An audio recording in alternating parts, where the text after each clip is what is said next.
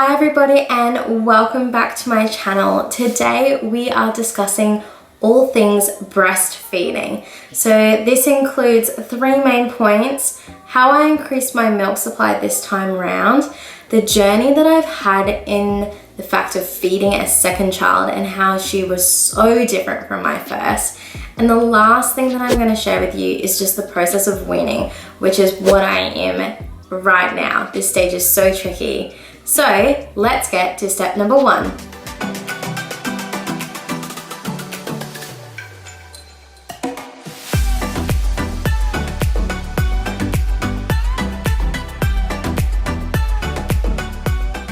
Feeding Zoe is such a different journey than it was to feed Amira. With Amira, she was tongue-tied, and so that just delayed the whole process of getting her to latch. My milk supply was then a bit off. I didn't have the knowledge of how to increase my milk supply, and I didn't really know what I was doing when it came to breastfeeding. So feeding Amira was really quite stressful. Then on top of all of that, fast forward at 4 months, I had to go back to work part-time. So then I started expressing and giving her bottles. In those 2 months of working part-time, Amira just decided that she liked bottles better than breast, and so by 6 months she was fully weaned by herself onto formula and bottles, which made life easy because I didn't personally make the choice to wean Amira. In saying that, Amira is also the type of child who loves dummies and just loves a bottle. She really does. Zoe, on the other hand, is completely different. We tried to give Zoe a dummy repeatedly throughout the first maybe 3 months of her life, and she never took to it. And then getting her to accept a bottle was a massive journey. We tried so many different types of bottles and teats. We tried the brands that swore that they were as natural as the breast and the baby was guaranteed to latch on, and she hated it. And so eventually we did find a brand that she did like, and we slowly did little feeds at a time with her, but she would scream. She just wanted me.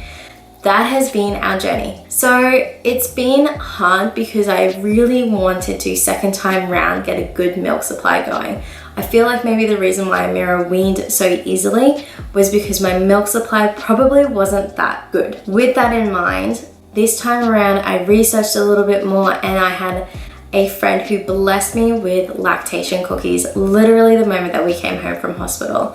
These cookies are amazing. If you have not tried a lactation cookie and you are currently breastfeeding, Google it, find a recipe, cook it yourself. They are so good for your milk supply. But I was eating a cookie maybe 2-3 times a day, and I could feel my milk was there. There was no second guessing. It was amazing. The second thing that helped my milk supply establish in those earlier days was fenugreek tablets. You can get tablets here in Australia that are breastfeeding gold tablets, and they have this herb in it. The only downside for this herb is the fact that they do make you a bit smelly. So with these tablets, you have to make sure that you are on top of it, but that is just another way to increase your milk supply.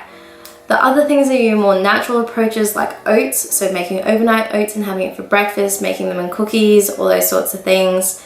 Brewer's yeast was another ingredient that were in these lactation cookies that help with your milk supply. And the last one was flaxseed meal or linseed meal. So depending on which recipe, we'll tell you one of those. I was eating these lactation cookies for like 5 months, and by the end of it I was actually getting pretty sick of the taste and the flavor, and just wasn't really helping with the whole postpartum weight loss. I found this recipe book that boosted your breast milk supply, and that was amazing. And it was right around Christmas. I found kind of like the breastfeeding supply booster for like rumbles, but they were like chocolate peanut butter balls, and I found one for apricot balls, which I love at Christmas time. And having just something new was really good, and it made keeping my milk supply less of a burden and more of a joy. The other trick that my mum taught me is every time you feed, make sure you have a glass of water with you and drink that. I know that you normally get pretty thirsty anyway, but when you have a baby and a toddler, sometimes you forget to look after yourself. I also love drinking tea while I'm in this whole breastfeeding phase because it goes well with the lactation Vicky. And so I have a 500 ml cup, and I would make a giant cup of tea and have my cookie, and that way I was kind of like boosting my supply that way. These are the strategies that I found helped me out this time around. I was only pretty much drinking lots of water with Amira, and it just wasn't helping me. As I said in the beginning, Amira was really good because she self-weaned, so I didn't really have any mother's guilt in regards to her weaning. The only thing I maybe questioned was if my milk supply actually was good and whether I was starving her. But she was such a fat, chunky kid. The answer was clearly that I wasn't starving her. She just liked the easiness of drinking a bottle rather than working for a letdown. Clever kid. When it comes to Zoe, on the other hand, I am in the complete opposite position. I am hypersensitive for touch, which means even on a good day, I don't like people touching me. I like firm squeezes, and that's pretty much it. And when you are sleep deprived with a baby who constantly wants to feed off you because they are exclusively breastfeed and refuse a dummy, I can get overwhelmed with my senses. And so the thought of weaning Zoe, especially after 7.5 months, is so enticing. But then obviously you go back to the fact that once you wean, you can't go back, your milk supply is done. And you just have this constant fight in your head, good, bad, good, good, bad. So I'm just gonna share the information that I was given. I think it was like a week ago, called up ABA. Now the ABA stands for the Australian Breastfeeding Association. I will put their number in the description below. They are a free hotline for you to call for all things breastfeeding. And I found them so helpful to just gather information about weaning and about feeding a 7-month-old. Lately, Zoe has just been so temperamental to latch on, and that was one thing that really made me feel like my milk supply was diminishing because she was so easily distracted.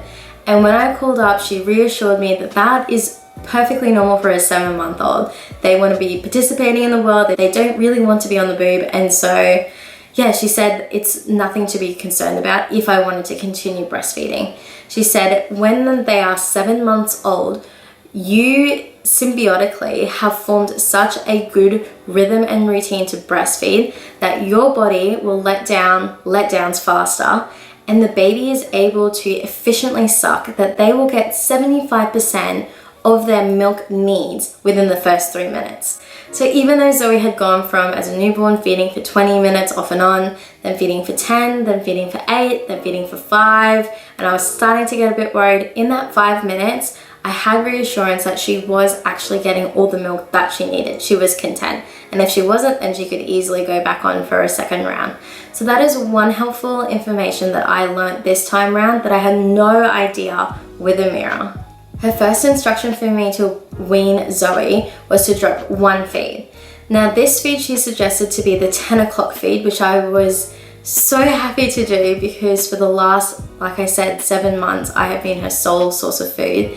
And I am sleep deprived. My child does not sleep. She gets up every 3 hours to feed. There is an occasional maybe 4-hour gap, or even less, and she's feeding too early. So the thought of giving up a feed to get some extra sleep at night was so appealing, and I gladly accepted it. So this is when we introduced formula to Zoe. There's also a rice cereal that is milk and vanilla, and that kind of gave her the taste of formula before drinking formula. So that was kind of our pre-step. Nothing that anyone suggested, just something that I thought I would implement. Now she said to do this for a whole week and then potentially 2 weeks, and then drop another feed the next week. So the second feed that I've dropped is the 3 o'clock feed. And this will be good for any moms out there who do have multiple kids and you're doing a school run. As a primary school teacher, it just wasn't going to work to try and express milk at 3 o'clock or 3:30 because I'm either finishing up at work or I'm in the car going to pick the kids up from family daycare. So that was the next feed I dropped. This one was a little bit harder to do. I definitely felt discomfort, and so there are some afternoons where she said, if you are feeling discomfort, express, but only express to get comfortable. Don't drain, because if you drain, your breast will think that that was a feed and then it will replenish it because it's muscle memory. So if you are feeling discomfort in this whole process, she definitely said, express a little bit out just so that you're comfortable again. You do not have to suffer in this process. The other thing she said was because I am starting to wean her, that she is most likely going to cluster feed at night. The reason why she would cluster feed is because she is missing me and wanting to kind of catch up on all the feeds that she's missed. So that's something that I've just had in mind in regards to my night times getting worse. Is not necessarily because my milk is getting bad, it's just because Zoe is wanting to have some mummy time. The thing that I didn't realize was that you can actually introduce them to sippy cups at 6 months old. I kind of thought it was a bit later on when you're doing like cow's milk and stuff like that. But she said, especially because it is summer here in Australia and it's very hot and she needs to keep her fluid intake, having a sippy cup is the best way to counteract the whole weaning process and her maybe not having fuller feeds on the bottle, and because I'm not there, she's not having top-ups. So we found a bottle that is a similar silicone teat sort of a thing to a bottle, but it is on a sippy cup with handles, and she has taken that so amazingly. Literally the first time we offered to it, she was on it and loving it, which was a completely different story to when we introduced a bottle to her. So that's something that I don't know if it's common knowledge, but we didn't really know about it with Amira. The last thing I'm a bit apprehensive about is dropping any more feeds, because when I was talking to the lady from ABA, she was saying that for some women, when they get down to 2 or 3 feeds within a 24-hour cycle, their milk supply can diminish quite rapidly. And I don't know if I'm fully ready to give up all breast milk. And so that's the reason why I'm kind of keeping my 7 a.m., my 11 a.m., and then my 7 p.m. Zoe still gets up throughout the night, so I feel like if I do drop that 11 o'clock one in the morning, because Zoe does feed through the night, then I would still be making more than the 2 to 3 in a 24-hour cycle. But there's also a part of me that wonders if I drop that 11, if maybe all of it will just kind of crash and burn, and then that will be the end of the journey. So bear that in mind. There are some women who can drop their feeds and just keep the 7 a.m. and the 7 p.m. and their milk supply is perfectly fine. I don't know if I'm one of them, and I don't know if I'm ready to play Russian roulette just yet, but I'm sure I'll get to that stage. Something that I've recently heard is that breastfeeding is a journey and it must come to an end, whether they get too old for it, they grow teeth, they wean themselves. And I know that even though I'm in control of this process at the moment, that I shouldn't feel guilty about it. My goal was to give Zoe 6 months. And I feel like now that we're getting closer to 8 months, I've definitely achieved that personal goal, and that no one should make me feel bad for doing this just because I'm going back to work. It really is difficult to express at work. It's a lot harder, probably mentally, than it is physically. Like, yes, it takes time out of your life, but it also isolates you. I know that I'm having to express in my office, and so I'm not getting up to the lunchroom anymore to socialize with my peers, and I'm not necessarily getting out and about if I wasn't pumping during my breaks. So that's something that I'm really looking forward to. And I'm looking forward to, getting out of maternity clothes or breastfeeding clothes and just becoming me again and enjoying giving Zoe a bottle. I think I've gotten to that point where feeding Zoe as convenient as it was as a newborn and how you connected and bonded over it, I'm now to that stage of her life where giving her a bottle is probably more of a connection point to me, because recently she has started biting and I know that her teeth are coming through, and I don't know if I want to experience teeth and biting together. I feel like that's going to be a horrible combination. The biggest factor for me is I know that once this weaning process is finalized, that I'm not going to be able to get my breast milk back. But at the same time, I realize how much of a blessing it was to feed Zoe in the first place, and the fact that I've learned from my mistakes that I did make of lack of knowledge with Amira, and I was able to improve how long I was able to breastfeed Zoe for. And that's something that I need to focus on.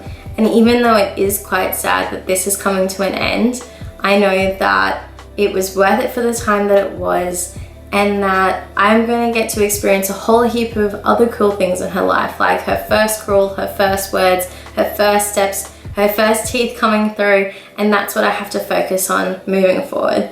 And so for all of you who are thinking about weaning or are in the process of weaning, we are in this together, and I just want to tell you that you're doing a great job. And whether they're bottle fed or breastfed, it doesn't matter as long as they're loved. So remember, this parenting gig doesn't come with a rule book. We only have each other. So if you've liked this video, please hit the thumbs up.